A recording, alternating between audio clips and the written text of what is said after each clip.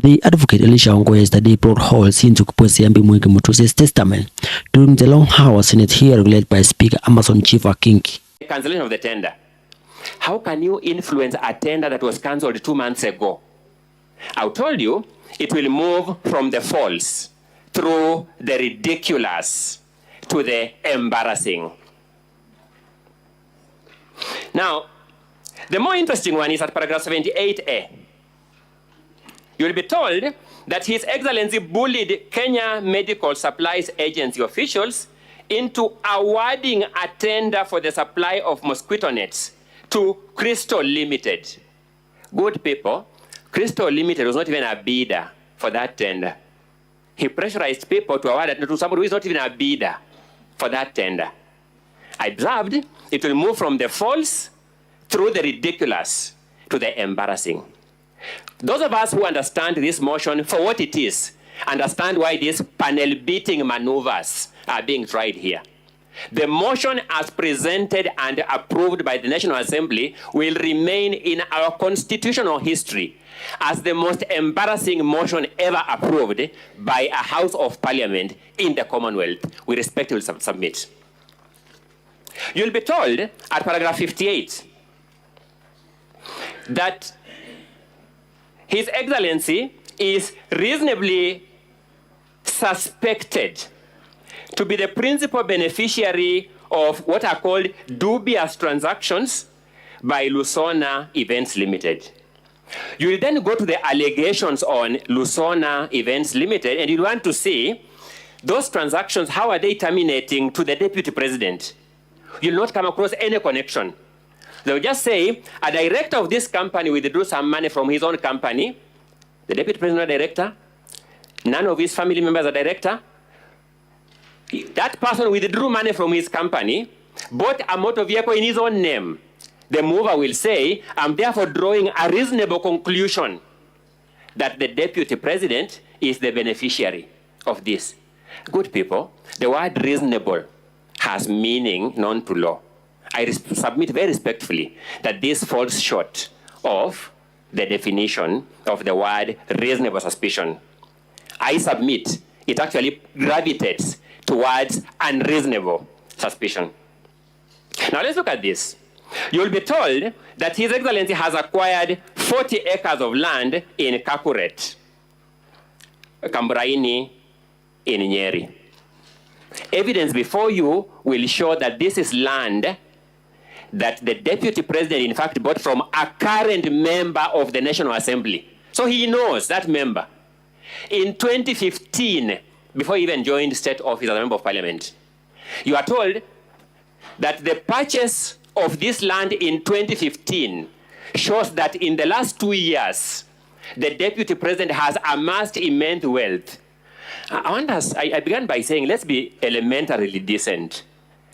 One of the most frustrating things about preparing for such a hopelessly conceptualized, hopelessly crafted, and hopelessly presented case is that you begin doubting yourself because you begin wondering, what am I not seeing? Land bought from a sitting member of the National Assembly in the year 2015 is supposed to be evidence that in the last 2 years, His Excellency Gachagua has amassed immense wealth from the office of the President to acquire that property. Now, let's look at paragraph 45G. You'll be told that His Excellency has acquired 80 acres of land in Meru County. No land registration number is provided. Not even an affidavit of a neighbor who says, I know yes, this land is my neighbor. Just an allegation by the mover of this motion like that. And the Swahili say, ukistaajabu ya Musa utaona Firauni. This mover of this motion stood before the National Assembly and said, just believe me for this statement as it is. The first joke. The second joke, the National Assembly actually believed him and approved the motion. You'll be told that paragraph 45H, that His Excellency has acquired a dairy farm in Nyandarua County. Now, I guess we all have a common understanding of what a dairy farm is. His Excellency has no dairy farm in Nyandarua County. The move of this motion does not give us any evidence of this dairy farm in Nyandarua County. You'll be told that His Excellency has used the office of the Deputy President to corruptly influence unnecessary and expensive renovation of his official residence in Karen and Mombasa. What will shock you is this, good people. The contract for the renovation of the official residence of the Deputy President was signed by the controller of State House. Unless the move of this motion wants to make a claim that the Deputy President conspired with the State House to have this contract executed. Number two, it will be known to all of us as members of Parliament that the money for renovation of this official residence was approved by Honorable Mutuse'S. Before being a member of Parliament, what is your professional background? I am a lawyer. You're a lawyer by profession. You therefore understand the substantive laws and the procedural laws of this country. Is that a fair assessment? Yes, it is. I would take a few minutes examining you, then I will release you to my learned colleagues, Mr. Swanya and Mr. Masharia, to take you on a number of issues. But allow me to start with the issue of Justice Esther Maina. You are aware, being a lawyer, that by law, you are bound by the allegations you presented to the National Assembly. Are you aware of that? Yes, we are bound by the allegations in the context of the rules of the Senate and the other laws.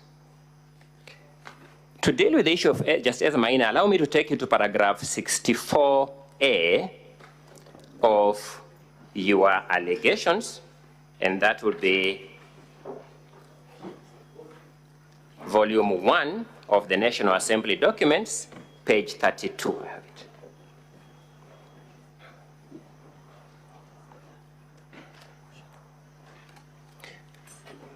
Do you have that allegation? Yes, I am there. The allegation says that sometime in January 2024, His Excellency Rigathi Gachagua made a sensational but false allegation that Honorable Esther Maina, judge of the High Court, had engaged in corruption.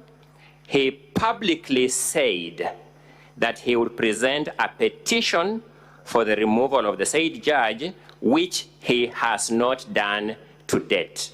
It is your allegation that Honorable Rigathi Gachagua has not presented this petition to date, being 26th of September 2024. True or not true? This is in context. True or not true? Is it true that your claim says he has not presented that claim as at 26th? True. Do you still stand by that part of your allegation that he has not presented that complaint to the JSC to that date? I have since learned that indeed. Do you still stand by that allegation? I have since learned that indeed His Excellency Rigathi Gachagua did present a petition, but do you still stand by the fact that he has not presented the claim to the JSC as at 26 September 2024? I have since learned that he did present a petition. To that extent, that allegation is not true. Yes? To the extent of presenting the petition, but to the extent of threatening the judge. To the extent that you say he has not presented the allegation to the JSC to us at 26 September 2024, that allegation is not true, is it? We are in agreement, Counsel. Thank you. You therefore understand where we start from by saying it starts with falsehoods. Do you understand that? That's you saying so. Ask whether you understand it.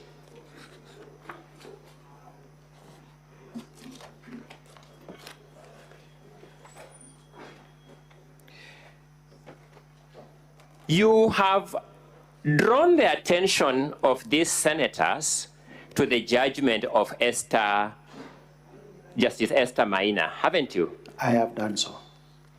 Your intention of doing so is to have these senators draw an inference of acts of corruption on the part of His Excellency. True or not true? Is to buttress. Thank you. My allegation that Justice Maina had made a finding against the Deputy President.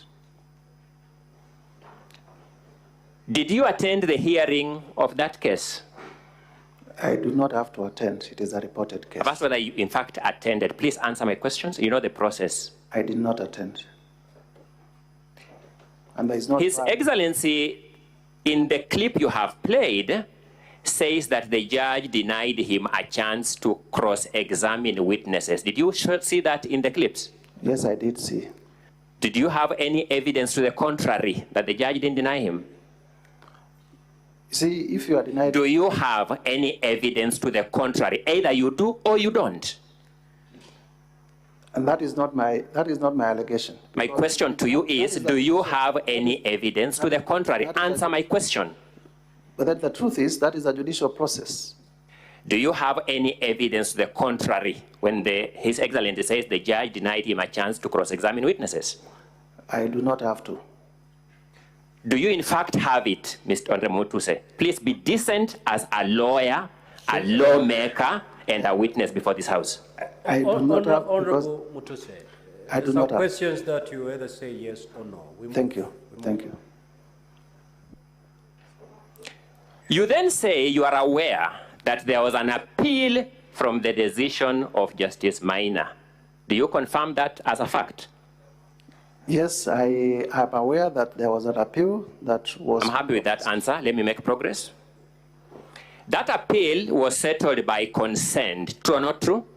True. Is a consent a lawful way of settling disputes in court, to your knowledge as a lawyer?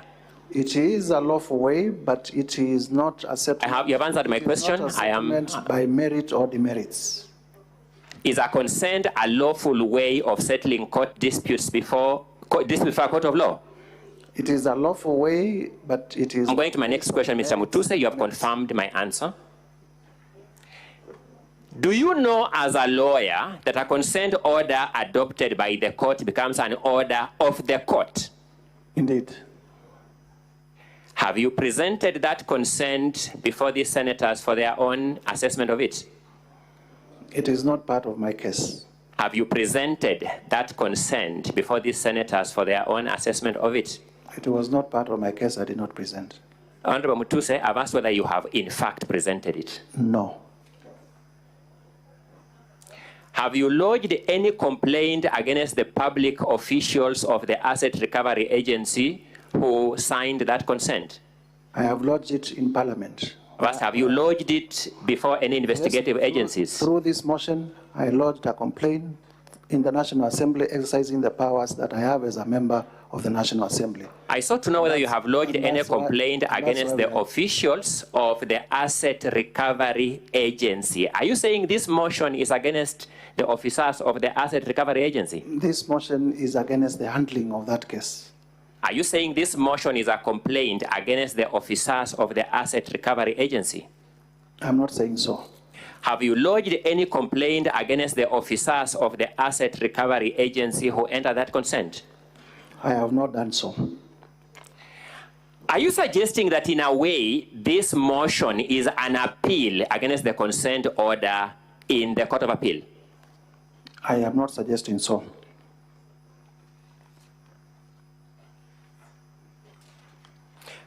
By the way, do you know the position of the law on illegal consents? Can a court of law accept an illegal consent? I wouldn't imagine that. You're a lawyer. Can a court of law accept an illegal consent? No. Was this consent accepted by a court of law? It was adopted, yes. Shouldn't that present a presumption of legality until you present evidence the contrary? Indeed. Thank you.